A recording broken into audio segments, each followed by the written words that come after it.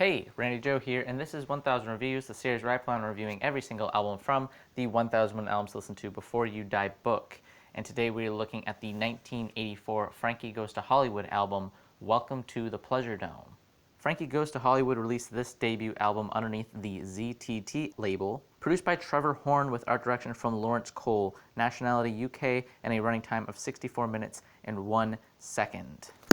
Now, Welcome to Pleasuredome is an interesting album that I'm going to split up into sort of segments as I talk about it in this review, because this album, at over an hour long, has a large batch of tracks on here that are simply covers of original songs from other artists, while also containing a few hidden gems of Frankie Goes to Hollywood's work, and really shows their true genius. I think the covers are a bit lackluster in some sections, or just too similar to the original iterations that they don't necessarily justify being on the album, but I do want to discuss them very briefly here. For example, of one cover that I think is done actually quite well is the track War, which showcases some of the political elements of this album, especially during the time of this taking place of the Cold War. And this rendition of the original track War from the late 60s brings in these two passages given in spoken word format, with the first passage being from Adolf Hitler and the second passage being from David Graham Cooper. And all while these are being recited back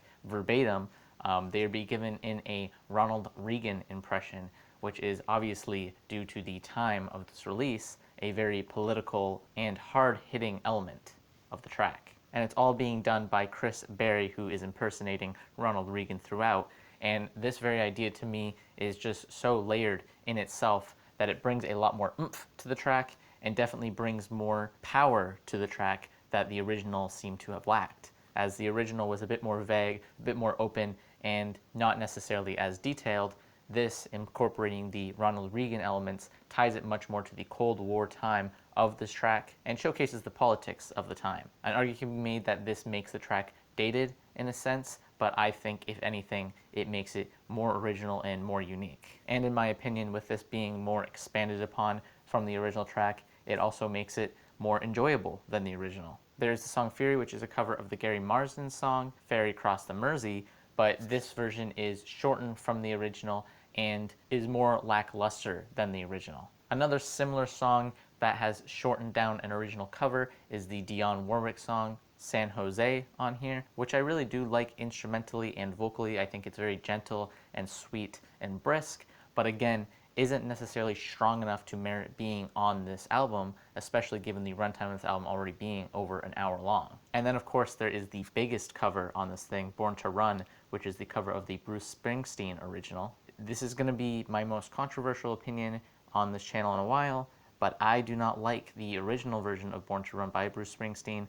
I don't even care for him that much in general, and I don't necessarily like this version any more than I do the original. I don't like the performance, I don't like the chord progression of the song. I find it to be very bland and overall just poorly produced, and I think if there is one thing this track does better than the original, is that I like the production more on this one. The synth effects and the overall tone and energy is definitely greater in this, but again, still not great enough that I have a sudden turnaround for Born to Run. I just don't care for it, to be honest with you. And that really does it for the covers of this album. The rest is all, for the most part, original work, and I do think has a lot of strength going for it. The opener, World Is Your Oyster, is this short track that just introduces the album with this very theatrical, operatic-like, powerful opening. It's super bombastic, with these angelic voices harmonizing in the background, sounding quite heavenly, like literally like you're in heaven, as they ascend and harmonize alongside together, alongside these gentle notes that are being played. And this leads right into the second song, Welcome to the Pleasuredome, which is the centerpiece of this album. I think most people would agree, as this is 14 minutes long, at least just short of 14 minutes. And over the span of this 14 minutes, it is incredibly just powerful. Like there is no sense of wasted time over this 14 minutes, and I think it manages to pad out this time quite evenly and is quite well distributed to create this overall very new wave, upbeat, melodic, and energetic track that is forever engaging. The first minute and a half or so is purely ambient,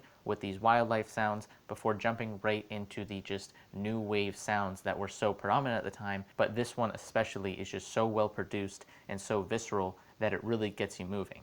I would say for the most part, everything in this track just manages to work so well as it repeats the same theme with slight differences to the structure to create a continually changing and evolving 14-minute epic track. It is by far, I would argue, the best track on here, with maybe a couple managing to reach the same level of entertaining and upbeat energy. There's also the third track, Relax, which is easily Frankie Goes to Hollywood's most well-known and beloved track, and for good reason. It is incredibly catchy and has the best bass line in this album. The bass line alongside the textures of this entire track is so rich and diverse that it really manages to carry through and give you one of the most energetic and enjoyable tracks on here. It is definitely the poppiest, and I would say the most accessible, as it isn't 14 minutes like the previous one. It is only about 3.5, I believe, and in this time frame manages to be exactly what 80s music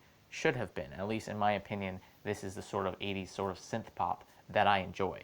And lyrically, it is very clear that this is a sexually driven track, especially since most of this album delves into sexual escapades. And this one here, despite the fact that Frankie Goes to Hollywood had to lie just to get this song played on so many different airwaves, is very clearly discussing sex throughout. Another one that is very overtly sexual is the song, The Ballad of 32, which is instrumental. I'm using quotations here because there is vocals in this thing, and by vocals I mean there is very hushed voices in the background of the track as moans are escaped from a woman and dirty talk is spoken throughout to create a very sexually driven track.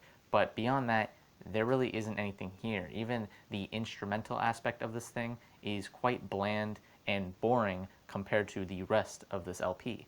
It feels like this was just more filler to pad out this already long album, and I'm not sure why it's on here other than to maybe push the sexual themes of this album. And finally, while we're on the topic of sexually driven tracks that are quite explicit, perhaps the most explicit is the 12th track, Crisco Kisses, which, to put quite bluntly, is about using the ingredient in cooking known as Crisco for a sexual lubricant. Literally, the lyrics throughout describe this sexual act, which I'm not going to delve too much into. You can look it up yourself, but it is very explicit in its lyrics, with lines resorting to wearing a man like a puppet, which, you know, you can extrapolate that from what you will. But even with this very heavily suggestive sexual song, and with just how blunt over the head it is with its theme, it is still incredibly catchy throughout. I mean, this is probably my second favorite track on here, right next to Welcome to Pleasuredome, just because of how fun and amazing the chorus is. There is so much punch to the tone as he shouts out Crisco Kisses. And the overall tone of this thing is just brilliant. So that pretty much does it for most of this album. I won't cover every single track here, as it is 16 tracks long, but this covers the gist of the album, I would say. With that all being said, the soft rating of this album came to a 7.2, but I will harden that rating up to a 7.5 out of 10. And I would argue this is kind of essential. I mean, it's long. It's over an hour, and I don't think it needs to be. This is definitely an album that I'm suggesting as essential very lightly, I would say. This isn't the most essential that I would say, but this is still a enjoyable hour for the most part. You'll definitely get some upbeat and great synth pop from this album. And I think the political aspects, as well as the very sexually driven aspects and the progressive LGBTQ elements of this album as well, are important and definitely ahead of their time. So with that, I give this an E for essential. Give Frankie Goes to Hollywood, Welcome to Pleasuredome a listen, as it is in this book and is, in my opinion, worthy of being in here. All right, let's see what the next album we are listening to is in the book. Random number generator 1 to 1001. Generate 984, which is 984 being Kanye West's Yeezus. So go ahead and listen to Yeezus, and I'll do that in exactly 1 week from now. Anyways, that pretty much does it for this video. If you like this video, please hit like and subscribe and follow along in listening to every album from the 1001 Albums to Listen To Before You Die book. And as always, my name is Randy Joe, and I'm signing off.